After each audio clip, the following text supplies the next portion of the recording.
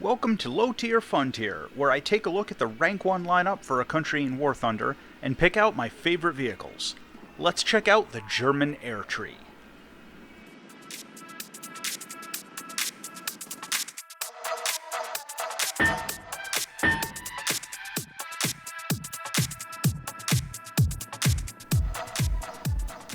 I'm going to pick out my favorite fighter, bomber, striker, and premium aircraft at BR 2.0 or lower from Rank 1 in the German Air Tree and take them into the chaos of arcade battles, since that's what most players do at Rank 1.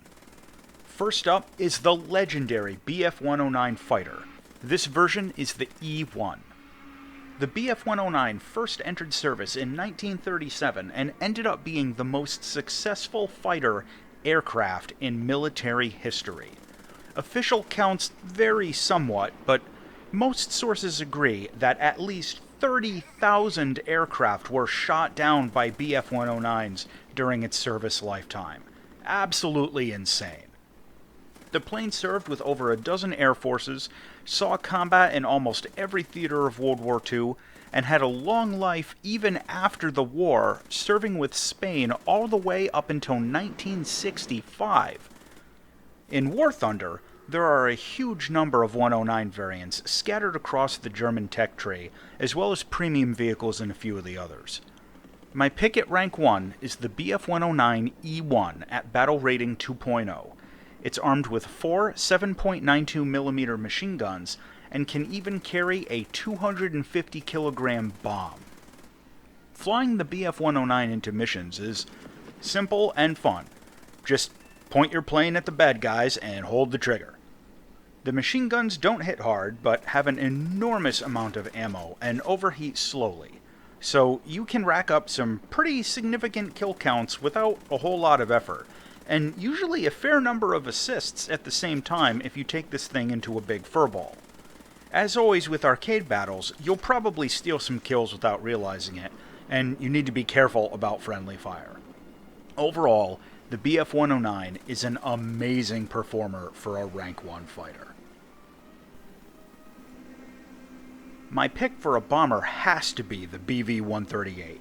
I mean, of course, just look at this thing. This is a 3-engined flying boat bomber and draws a lot of attention when someone brings it out. The BV-138 started service in 1940 as a long-range maritime patrol bomber and recon plane, and flew with Germany until the end of the war. In War Thunder, we have the C1 version, which was the primary production variant of the plane and can carry an external load of either bombs or depth charges. Unfortunately, we don't get the depth charges in War Thunder, but we do get the bombs. Now, yes, the bomb load on this plane is light, but that doesn't stop it from being a very fun plane to fly out in battles. Its gun turrets can occasionally shoot down enemy planes, and its bombs are accurate enough, even if they don't hit very hard. And of course, it's a seaplane, so you can land in the water if you want to, because reasons. And if you play naval battles, this ends up being a great maritime bomber to pair into your lineup, and fits the theme perfectly, even if it doesn't have the depth charges like it should. Overall, the BV-138 isn't going to be a huge RP grinder for you or anything, but it's an absurd-looking aircraft and is really fun to play. I love this thing. For a ground attack strike aircraft, what other choice is there but the Ju-87 Stuka? I mean, come on. The legendary Stuka dive bomber was designed in the mid-1930s and entered service in 1936, just before the outbreak of World War II. The Ju-87 caused a revolution in tactics, and its introduction fundamentally redefined the role of close air support. Around 6,000 were built by the end of the war, and the Ju-87 was one of the few aircraft which continued in production and service from before World War II right up until the end. The Germans tried a few times to replace it with more modern aircraft, but nothing could match the simple reliability and accurate bombing of the Stuka. I've chosen the Stuka B2. While it doesn't have the largest bomb load of the Rank 1 Ju-87 versions, it has something even more important: the iconic Jericho Trumpet dive siren. This device was used both to help inform the pilot of his airspeed in a dive without needing to take his focus off of the target, but also as a psychological weapon against enemies on the ground. The Jericho trumpet proved so effective that once it was eventually phased out of use, they started using smaller versions on the bombs themselves.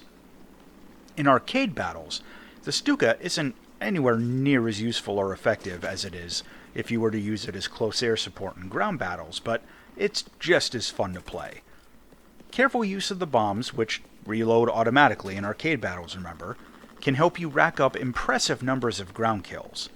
You only get a couple of low-caliber machine guns as air-to-air weapons, and you won't get a lot of dogfight kills with the early Stukas, but with careful flying, you can often keep enemy fighters busy for long enough to use your bombs multiple times as they rearm for another drop. Overall, the Ju-87 B2 is really fun to play. My pick for a premium plane at rank 1 might surprise you. I went with the AR-196. Really, this thing is amazing. The Arado 196 is a reconnaissance float plane introduced in 1938.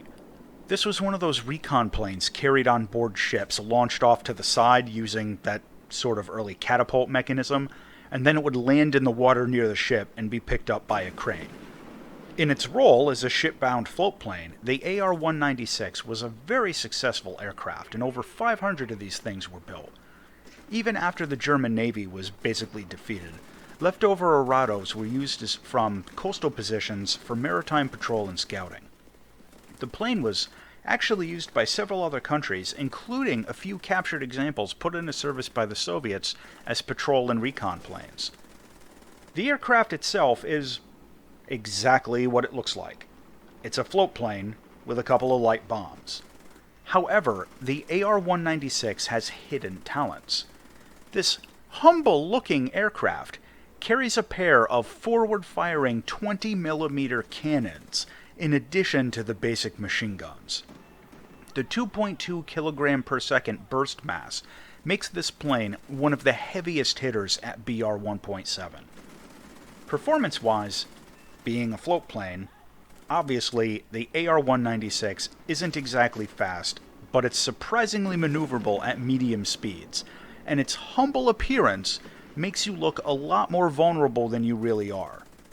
If you can lure in faster fighters into a close-in fight, it only takes 1 or 2 lucky hits from those cannons to bring down a target at these low ranks, and it even has enough firepower to bring down bombers if you aim carefully. Plus, you have a rear gunner who can occasionally get some crits on people chasing you, and the 2 bombs come in handy as well. The bombs are tiny and don't pack much punch, but still, having basic ground attack capability never hurts, and using the AR-196 in a multi-role capability, along with its premium bonuses, can actually make this silly-looking float plane a workhorse RP grinder early in your progression through the German tree. Oh, and don't forget that since it's a float plane, you can actually land this thing in the water. Those 20mm cannons aren't a joke in naval battles either, and taking this out as close air support can be pretty fun against small boats. Well, that about wraps things up for low tier fun tier in the German aviation tree. If you enjoyed this look at my favorite rank 1 low B planes, keep an eye on the channel as I'll be making a low tier fun tier video for each nation's air tree, and maybe even the ground trees eventually. As always, thanks for watching.